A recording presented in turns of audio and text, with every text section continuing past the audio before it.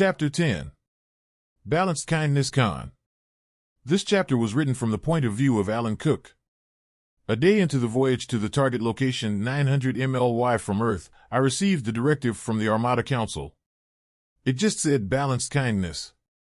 Sherry quickly reacted. First, since balanced came before kindness in the past tense, this would mean that the kindness is the one being balanced. Julio added, who will we be kind to? Or are we the ones being kind or being kind to? It's an instruction to us, so we are the ones who should be kind.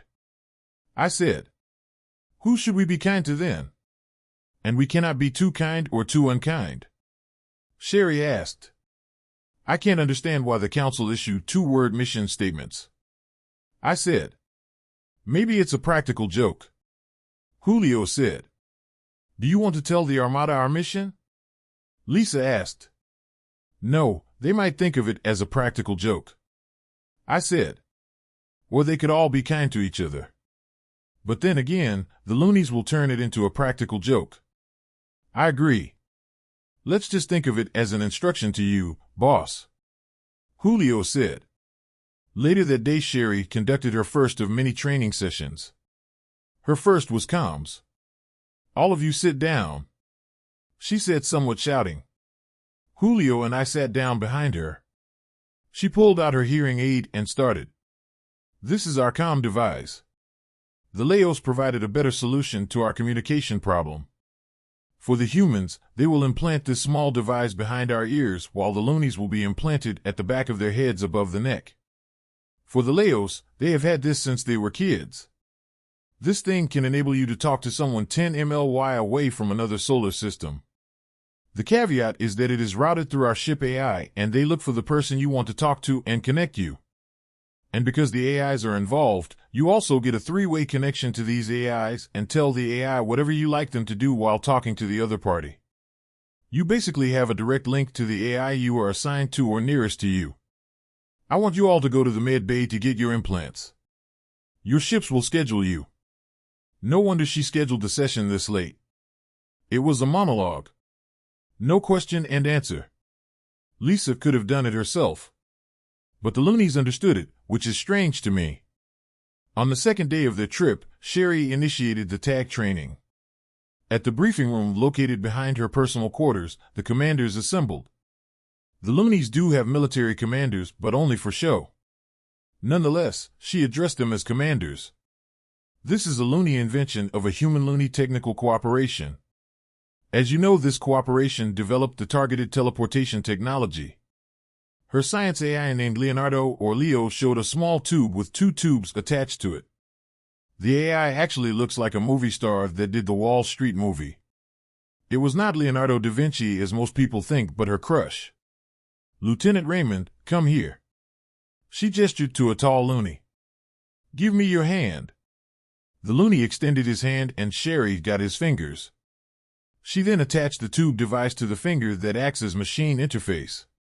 Now tag this person beside you by pointing your finger and activating the device to shoot a tag.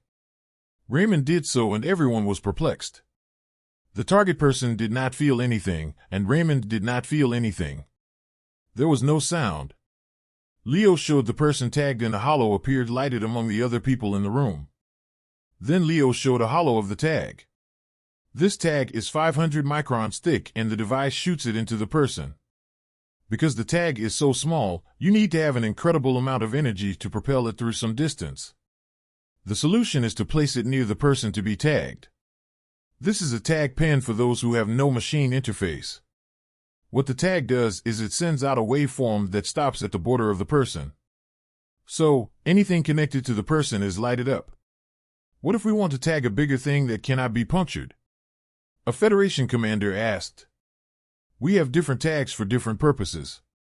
Leo showed the kinds of tags. This one is for tagging small equipment like guns, some are sticky, and some are magnetic. This one is to tag equipment as small as a tank to as large as an airplane. This one can tag a ship as large as Leonardo. Why would you want to tag a spaceship? A Leo asked. The room became quiet. Then became noisy. Sherry was expecting this, so she just kept quiet. Exactly. Sherry said. We have written a manual on several tactics using this tagging technology, and we would like you to practice some of these and maybe come out with better ones. Sherry concluded. On the third day, Sherry did her drone training. You are all aware of drones. Except the Leos. I want all of you to train a Leo one-on-one. Teach them all your techniques, your invisibility and visible attack modes, your scan and spying modes, and your suicidal crash modes. The Leos created these sub-drones which are a tenth of the size of our drones. These are spy drones, EMP bombs, regular bombs, or tags, rolled into one. I want you to create offensive tactics and covert tactics using these. Finally, there's this drone attachment. Imagine an escape pod strapped to the side of a drone. This is useful for manned infiltration from vast distances. I want you to study these and come out with tactics. After the meeting, Sherry appeared personally before me and Julio at my bridge. "What's up, boss?" Sherry asked. I looked at Julio. I want to reorganize the ship personnel. I realized that the loonies are good in tagging while the Leos are good drone operators. Both are natural sleuths except that the Leos are smarter, although the loonies can connect to panels in ships. I agree, Julio. We just have to explain to the loonies the practical joke side of the job. It may be a bad joke, or we may come out with a corny joke, but as long as we communicate this as a joke, they will perform. Sherry said, showing her deep scientific dissertation of the loony personality. I agree. Do that today, I said. Also, I added, can you move the marine training to the larger transport ships? People are complaining. I asked. Boss, the transport ships have vast spaces. We need to train in close quarters and labyrinthine spaces. When we reach our destination, we have plans to conduct training on local planets. Julio said. On the fifth day, we received communications from our scouts. They found a war between 9 planets on one side and 11 on another. They were essentially the same species, but the 9 planets were more advanced since they genetically engineered themselves. Why are they at war? I asked. Sir, because the 9 planet people have genetically altered themselves and the others regard them as aliens. The 9 planet people treat the others in the 11 planets as primitives. Our scout reported. I called a meeting at my mission room and all the commanders attended. You guys already know about the warring aliens who are essentially the same species. I started. What do we do? I threw out the question. Soren reacted, I think we should just disarm both of them. Looney Lieutenant Raymond added, we should also take away all their ships including attack ships. Commander Bodhi, a Leo, suggested we should move their personnel back to the planets. And if they have no ships, they will stay there. Why don't we just kill all of them? I asked. Sir, we do not even know why they are at war. It could be because of some broken romance like Cleopatra. Sherry said. What we do know is that they look similar and may be the same species. Soren complained, Sir, one of our primary rules of engagement is never show ourselves if we can help it. In this case, we can be invisible and resolve the conflict. They would never know what happened. Like a practical joke from the gods. I think we should just kill all of them. I said. Sir, that would be the most unkind thing we can do. Bodhi said. We are not doing the kindest thing to them because we are not helping them. We are just acting like a boxing referee telling them to separate. Soren added, Sir, we're not being unkind or very kind. We are just doing them a kind favor. A balanced kindness? I asked. They all shouted in agreement. Okay, let's do it. Soren, take 12 of your ships and Sherry take 24 ships. Raymond, take 25 transport ships and 5 of your ships. You guys deal with the 9 planet people. I said. The rest of you are with me and we will deal with the 11 planet people. I continued, as you already know, we will tag them and move them back to their planet.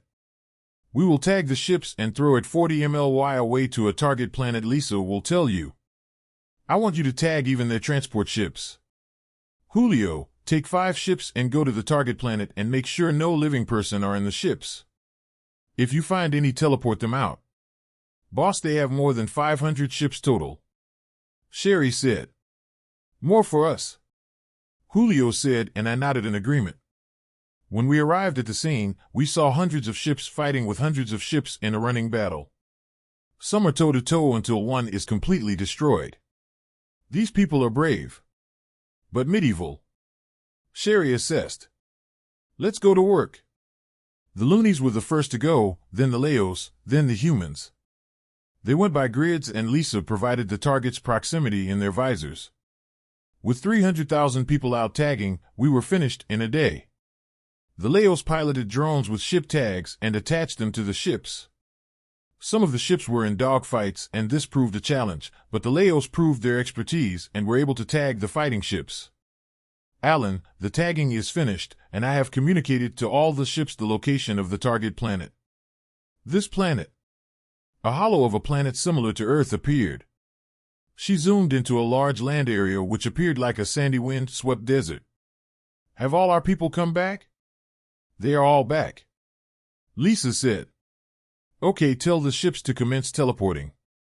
It took us 3 hours to teleport out the people back to their planets. Then an hour to teleport the ships to the target planet. Julio found some stragglers in the ships, and he promptly tagged them and teleported them to the home planet. Sherry sent 3 science ships with 10,000 loonies and 10,000 Leos on board each of the ships to steady the ships in the desert. At my mission room, everybody was ecstatic. I stood in front and let them congratulate each other. Then I saw them disappear group by group. Lisa, where are they going? To a loony party ship. Alan, there are several parties going on right now. I just walked out to go to the bridge to sit on my chair. The next day I sent out 20 ships to various points 30 MLY away to scout around. I also sent invisible spies to the 20 planets and gather intelligence, mostly loonies and Leos. They tried to get all the data from all their electronic data systems. We had thousands of people trying to understand these people. It was uneventful for the next 2 weeks. We learned their language and all their high-tech stuff. These were not at all high-tech. Even the ships were sublight. They have fusion technology but primitive.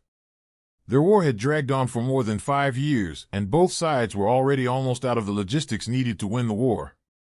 The ships we got were good for metal scraps. We cannot even tow them because their metals are so weak, our ship speed will tear them apart. On the 3rd week, we started receiving containers of tag pens, tag tubes, and all the other version of tags. It was not unwelcome. Then we started receiving drones and sub-drones. These were welcome equipment. The supply came continuously until even our TP ships could not store them anymore. At my bridge, Sherry explained to me that she got word from the loonies that our first adventure was celebrated by the 10 planets for 3 days. After which they realized that we may need the tags and drones. So, they started to ship whatever they had and started increasing their production of these. They started hundreds of production facilities. She communicated to them that we need more drones than we needed the tags. Are you kidding me? Julio shouted. Exactly, Sherry said. They are playing a practical joke on us. I told Julio. After 6 weeks in the area, the supplies of tags and drones reached their limit. Our TP line is full. Even the TP line to our scouts were used. And it was one of these TP ships that we saw an armada of about 2,500 ships passing by. 1 scout ship, then 2 scout ships followed the group. We realized that our scouts are 50 times faster than the armada, so one of them went ahead. The other 2 were just beside the alien armada since the aliens could not see them. After trailing them for a day, they realized the alien armada cannot see our ships, so our ships came closer. Captain Noel Torres requested, "Sir, we request permission to board and investigate." "I will allow it," I told Julio. Permission granted. Julio told Noel, "Tell Soren to take 30 ships and investigate." I told Lisa. The next day we got word from another scout ship about several inhabited planets. Based on their scans and drone footage, the planets seem to be preparing for an invasion. Maybe these are the people the alien armada will be attacking. Sherry conjectured. Let's go there. Lisa, tell all the ships we leave in an hour. I said. We arrived within a day. These people seem to be preparing for an invasion, Julio said. As usual, he was on my right in hollow form, sitting on his chair. That's what the scouts told you, Sherry told him, gesturing with her hands. Since they cannot see us, I want all our personnel to investigate. Lisa, create the grids and make sure everybody understands that this is data gathering. I said. Boss, why don't we go down and investigate their leadership? Julio suggested. Alan, they have a war council in this building. Lisa said. Okay, let's go there. I said. We found ourselves in a building where several leaders were meeting about the war. We could see some loonies and Laos walking around and hacking into consoles at the far end of the hall. Several of our spy drones were overhead documenting everything. We realized the War Council is composed of 4 different kinds of aliens. 2 were reptilian, 1 was smooth-skinned, and the other one was chubby and hairy. They were all wearing some kind of uniform and they had weapons. Then one reptilian form was running into the hall. He was shouting and frantically waving his arms. The group waved him out, dismissing him. He walked out slow and looking around. Sherry took a liking to the guy and followed him. She always gravitated to the underdogs, the oppressed. Captain Mateo, have you any progress on their language? Sherry asked. Almost there, ma'am. Mateo answered. I told Lisa I want to move to one of their military outposts. Julio and Lisa came with me. Again, the loonies and Laos were around working. The command center was busy. We could see large ground cannons being deployed, troops were moving to their ships in orbit, and logistics being moved around. Let's go back. Mateo reported that she has finished with the translators and are uploading the system to all the ships. I want to listen to the old guy, Sherry said, and with that Lisa showed me Sherry standing beside the babbling old guy. The old guy greeted her. Hello. What? You can see me? Sherry asked, surprised. No, you're invisible. How can I see you? I can sense your presence. My name is Sherry. What's yours? My name is Rocco. Okay, Rocco. Okay, what's happening? Why are you singing my name? It was not my intention to sing. What's happening? We are going to be invaded by more than 2,500 ships and we are preparing. I told the council that you have arrived and will help us. They do not seem to believe you. Nobody believes me. And it's partially my fault. I just want to stay alive long enough to talk to you. Why are you being invaded? It's a turf war. Our friends against them and their friends. Maybe it's your fault that they are attacking you. I would agree, because I do not like the way our leaders are oppressing our people and the people of our friends. The attackers just want to be left alone and not be forced to join our emperor's domain. How would we prevent this war from happening? It's actually very easy. Just remove the emperor, the other alien leaders, their families who govern all of our territories, and their top generals. What if we remove all their weapons and ships? That would work too. What will we do with the emperor and his gang? You can kill them. We do not want to kill them. Can we just imprison them in a planet maybe 50 MLY away that nobody knows about? For me, that would be too kind, considering what they have done to the people of 4 species. I don't want to be too kind, just kind. That depends on your perception. Do you want to meet us in person? Yes, very much. Sherry teleported the guy in front of me in my bridge. Sherry and Julio appeared standing. I guess the die is cast. Tell Soren what you and Rocco talked about. I told Sherry. Rocco, this is our leader, General Alan Cook, his first officer, Colonel Julio Rivera, and this is Lisa. Rocco, do you have rebels in your world? Julio asked. Yes, we do, but they are scattered all over the place. I know of 2, one in my planet and the other the planet nearest me. Do you know where their leaders are? Yes, in our planet. Sherry wanted a fast forward.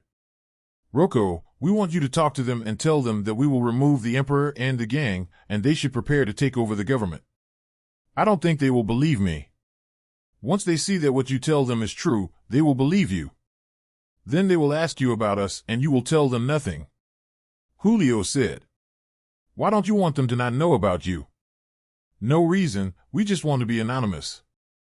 I said, hoping this will reverberate among the loonies so they can understand one of our primary objectives. Is this a practical joke? Rocco asked this time. Maybe. Sherry answered. Lisa, tell the ships our mission. Identify the planet where we will send the bad guys. I want you to teleport them naked without anything. Identify the planet where we will send their ships and equipment. I want all their ground equipment and factories building arms and ships to be tagged and removed as well. Tell them to deploy now. Yes, Alan. Rocco, I also want you to appear before the invading fleet and tell them what is about to go down and tell them to contact the rebel leadership before they fire. Julio said. We have found the leaders on this planet. Do you want to talk to them now, Rocco? Lisa asked. Lisa provided a holo of the leaders sitting around a table and talking about the invasion behind Rocco.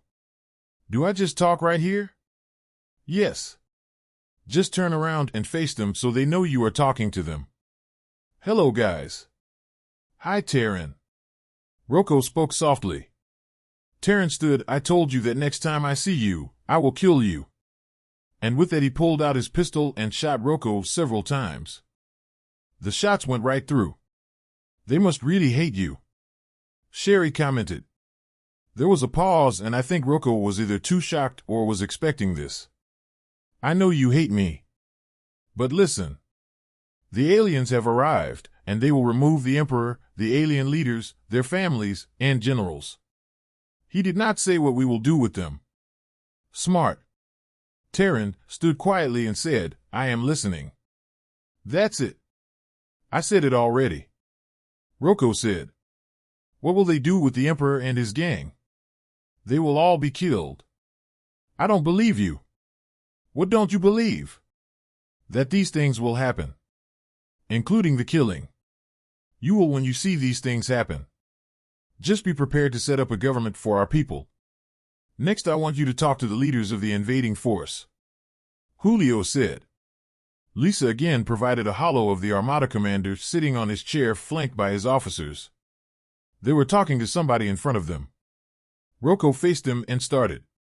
Greetings, Admiral Rada. I want to tell you that the Emperor, his alien leaders, their families, and their generals will be removed, and I told Taryn to prepare to take over the government. Rocco, you are interrupting our meeting with the fleet. Security. Rada said. 2 guards moved to accost Rocco, and their hands went right through. I think you are famous. Sherry said. Everybody hates you. Julio said. Good that you are all here meeting. I will repeat what I said again, but only one time. And he repeated his exact words. Greetings, Admiral Rada. I want to tell you that the Emperor, his alien leaders, their families, and their generals will be removed, and I told Taryn to prepare to take over the government.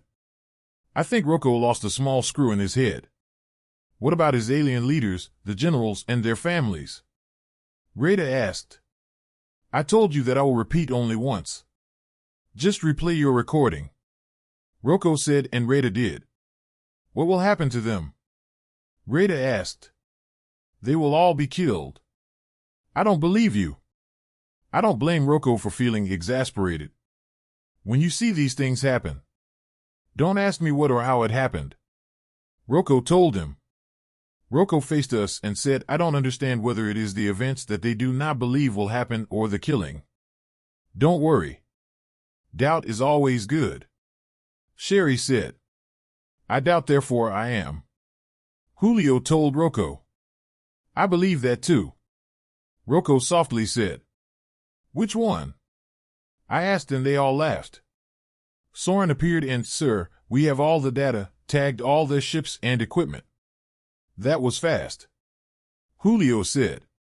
Sir, we did not tag the people, so it was easy. We concentrated on data gathering.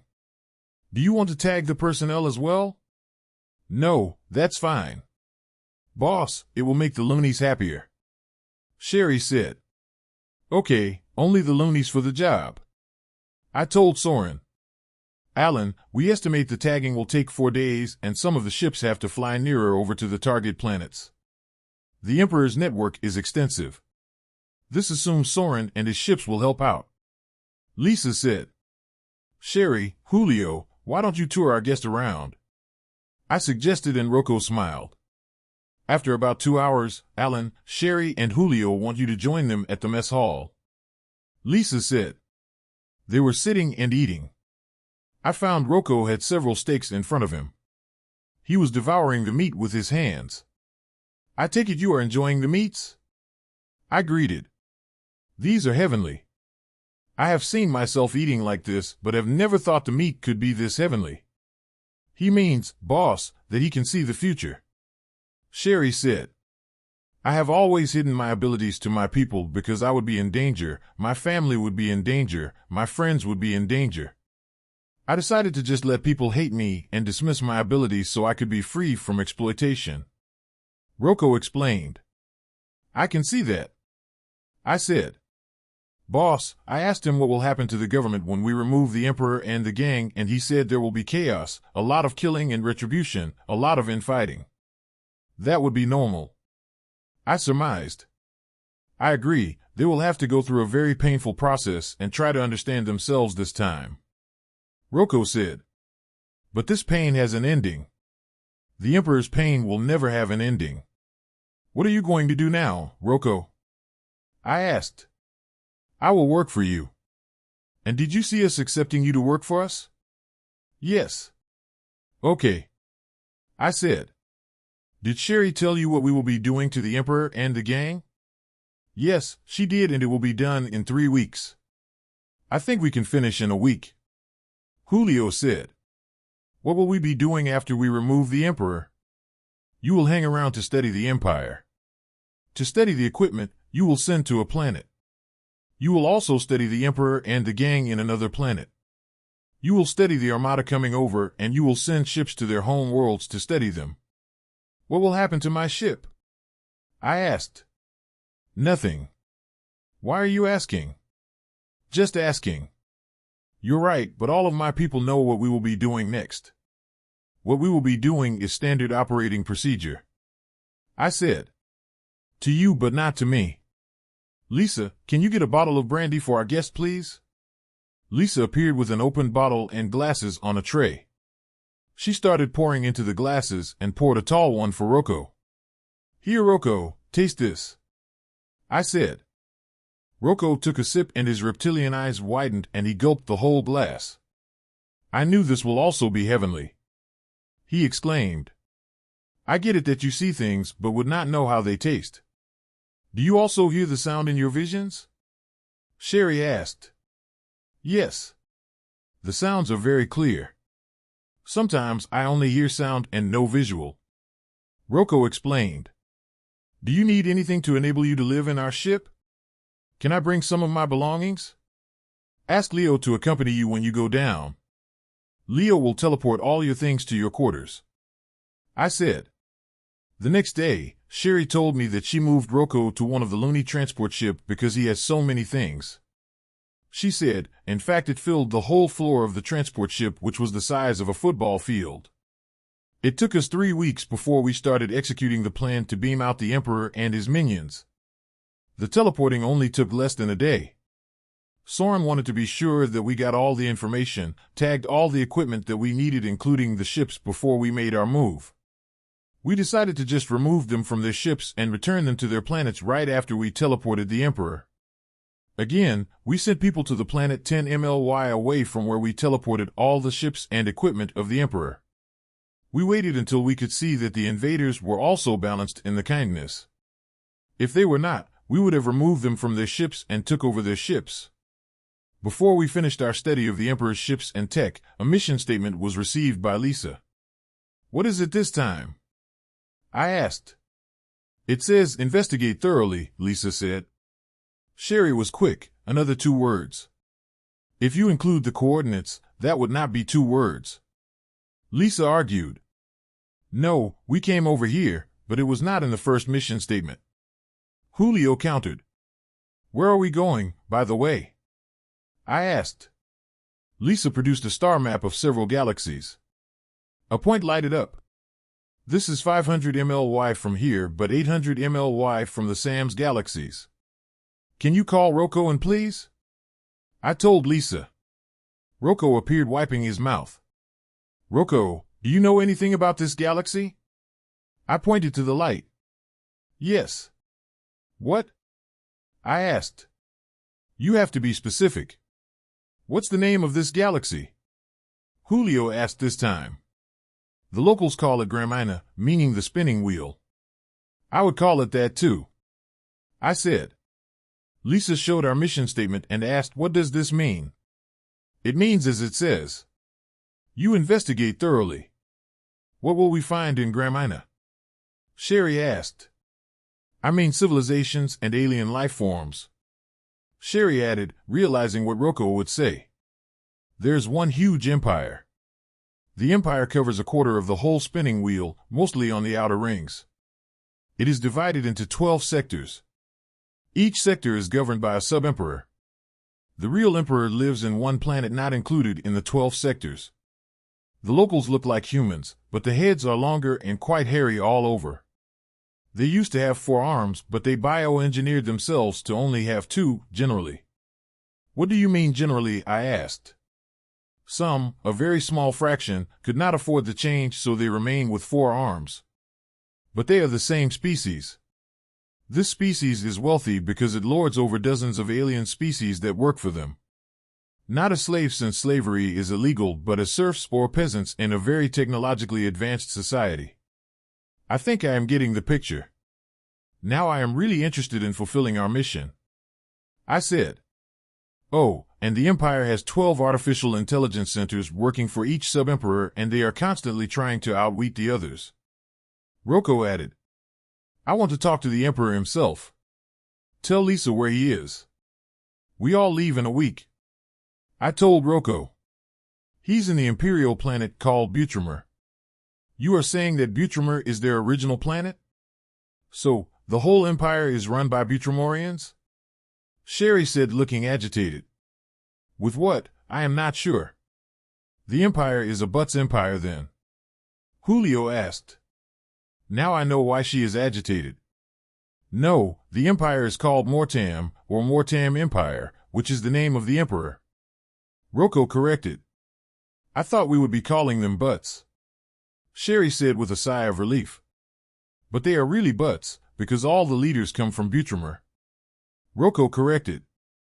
I want to strangle Rocco. Now I understand why people shoot him on sight.